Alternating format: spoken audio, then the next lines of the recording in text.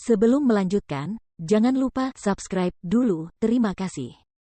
Bab 353, Kurangi Sinisme, Ayah Mertua.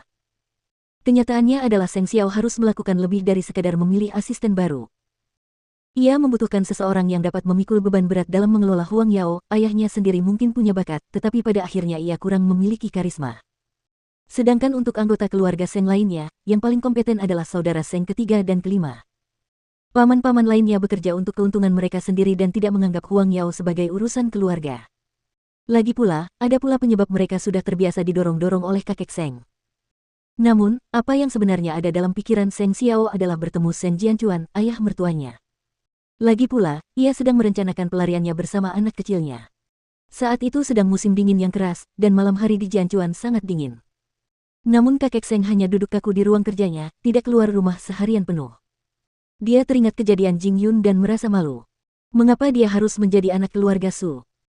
Yang lebih menakutkan, pikiran untuk harus mengubah perilakunya dan memperlakukan Jing Yun dengan hormat jika Jing Yun datang ke rumahnya di masa mendatang benar-benar memalukan, terutama setelah penghinaan yang dilontarkannya padanya.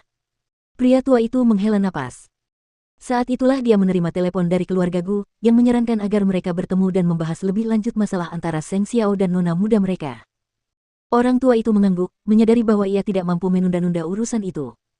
Atau tidak ada yang bisa menghentikan sikap Seng Xiao yang sombong. Akhir pekan ini, kami akan merencanakan semuanya secara rinci saat waktunya tiba. Ujung lainnya menyetujui sarannya dan menutup telepon. Begitu Nona Gu setuju untuk menikah dengan keluarga Seng, lelaki tua itu tinggal mencari alasan agar Nona Gu bisa berkunjung ke rumahnya dan membiasakan diri dengan lingkungan di sana. Pagi selanjutnya, Mu Qi menemui gurunya pagi-pagi sekali dan pergi bersama tim forensik. Dikatakan bahwa tim tersebut telah menemukan mayat dalam kondisi yang mengerikan, dan mereka seharusnya melakukan otopsi untuk menentukan identitas dan waktu kematian si pria tua itu. Meskipun dia telah melihat beberapa mayat, kejadian-kejadian itu masih dalam batas toleransi Mu Qi. Namun, kasus ini adalah mayat yang diraksasakan, artinya tingkat pembusukannya tinggi dan tubuhnya membengkak seperti raksasa. Tentu saja, sangat menjijikkan membayangkan bola mata mayat yang menonjol keluar dari wajahnya. Belum lagi tingkat kebusukannya, siapapun yang melihatnya pasti akan muntah tak henti-hentinya. Memang, meskipun Mu Qi biasanya berkepala dingin, dia tergeletak di danau terdekat dan muntah-muntah setelah melihat apa yang terjadi. Para kakak kelasnya juga sudah muntah beberapa kali dan saling menggosok punggung. Lihatlah dirimu, seorang istri muda yang kaya raya, kata salah satu dari mereka. Apa yang membuatmu begitu tertekan sehingga mau menderita bersama kami seperti ini? Meski begitu, Mu Qi mencoba menenangkan diri. Namun, dia hanya perlu melihat mayat itu sekali lagi untuk mengeluarkan isi perutnya dengan patuh. Guru itu menyeringai saat melihatnya. Dan tadinya aku mengira kau akan bersikap keras seperti paku saat melihat betapa tenangnya dirimu sebelumnya. Aku tidak menyangka ini. Tidak apa-apa. Aku akan baik-baik saja setelah beberapa putaran muntah. Mu Qi menjawab, membilas mulutnya dan menyekanya sebelum kembali ke kelompok dan mendengarkan analisis forensik. Untungnya, keadaan tidak seburuk itu saat dia mengalihkan pandangannya ke petugas. Bagaimanapun juga, muntahannya yang berulang-ulang membuat kulitnya menjadi buruk. Dia bertanya-tanya bagaimana reaksi Seng Xiao jika melihatnya seperti ini. Seng Xiao sebenarnya tidak pergi bekerja tepat waktu di Huang Yao pada pagi itu, sama seperti dia tidak ditemani Mu Qi. Dia pergi mengunjungi keluarga Seng sendirian. Huang Yu berasumsi bahwa dia telah bertengkar dengan Mu Qi ketika dia melihatnya, dan hendak bergegas pergi mencari kakek Seng ketika Seng Xiao menghentikannya. Kier adalah orang yang selalu menindasku, jelasnya. Dan apakah ada saat di mana aku tidak memanjakannya? Yah, sulit untuk mengatakannya padamu. Wang Yu tidak bisa ditipu, bagaimanapun juga, seberapa pintar Seng Xiao. Apakah ada orang di Jianchuan yang tidak tahu? Seng Xiao menyeringai, lalu pergi ke kolam ikan kakek Sen. Ternyata dia tidak ada di sana karena dia pergi menemui rekan-rekannya, dan Seng Xiao hanya berhasil mendapatkan Seng Jianchuan. Mencari kakek, sebenarnya untukmu. Seng Xiao menjawab sambil bersandar pada pilar gudang taman. Aku sudah memutuskan bahwa aku tidak punya alasan untuk menolak tawaranmu sebelumnya. Apakah kamu yakin untuk menyerah menjadi putra mahkota? Seng Jianchuan bertanya balik meskipun dia tahu sejak awal bahwa Huang Yao bukanlah sangkar yang dapat mengurung Seng Xiao, mengingat kepribadiannya itu. Aku hanya ingin masa depan yang bersih bersama Kier. Seng Xiao menjawab, matanya menatap pria itu.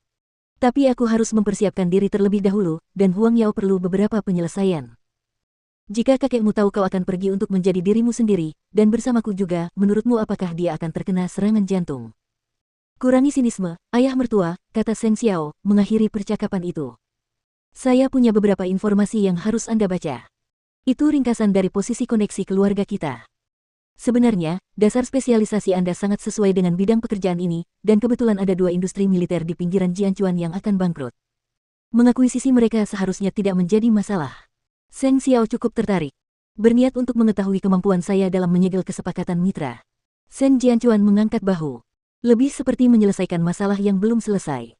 Kita tidak bisa membiarkan orang tua itu membenci Kiki kita. Itu tergantung padanya. Makna Seng Xiao sebenarnya tidak perlu dijelaskan. Jika kakek Seng mau mengendalikan diri, Seng Xiao akan berusaha sekuat tenaga membawa Huang Yao ke tingkat berikutnya sebelum menyerahkannya pada keluarga Seng.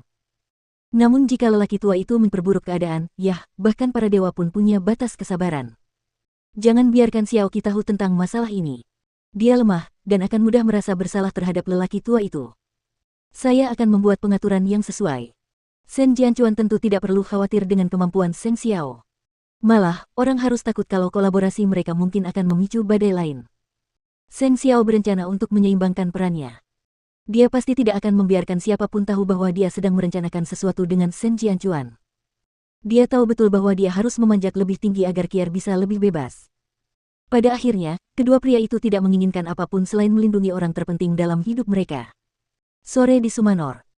Saat Seng Minglan sedang tidur siang, Mama Su menarik Jing Yun ke samping dan berkata, karena kamu sekarang tinggal bersama Minglan, kamu harus segera menyelesaikan kesepakatan dan mencegah gosip yang tidak perlu.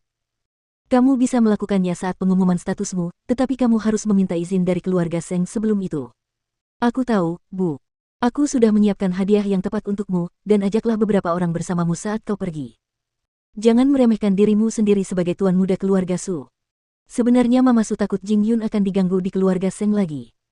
Namun, Jing Yun menjawab, kebetulan sekali. Aku punya sesuatu yang harus diselesaikan dengan keluarga Seng. Jangan terlalu berlebihan demi Minglan. Kamu perlu memahami batasan-batasan tertentu. Jing Yun mengangguk sebagai jawaban. Selain itu, dia harus mengunjungi Jing Ting setidaknya sekali untuk menyerahkan masalah yang harus diteruskan. Sementara itu, Sui Hong diam-diam memperhatikan adik bungsunya dan ibunya. Terkadang, dia berpikir bahwa dia tidak perlu melawan Jing Yun jika ada cara untuk mencegahnya mengingat apapun. Sayang sekali.